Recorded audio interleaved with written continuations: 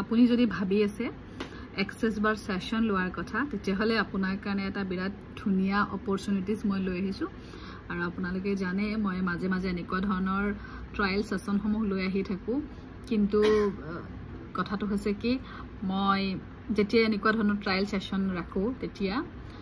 খুব বেছি 2 দিন বা 3 দিনৰ কাৰণে ৰাখো কিন্তু এইবাৰ মই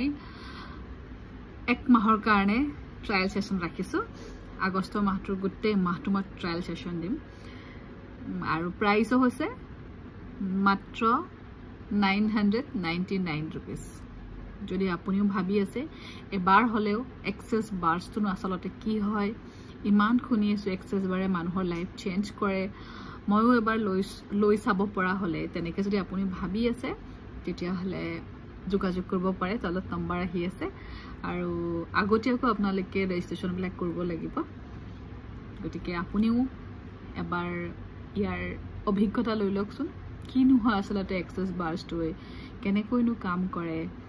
আৰু সঁচাকৈ এক্সেস বাৰছে মানুহৰ জীৱনটো চেঞ্জ কৰিব পাৰে নে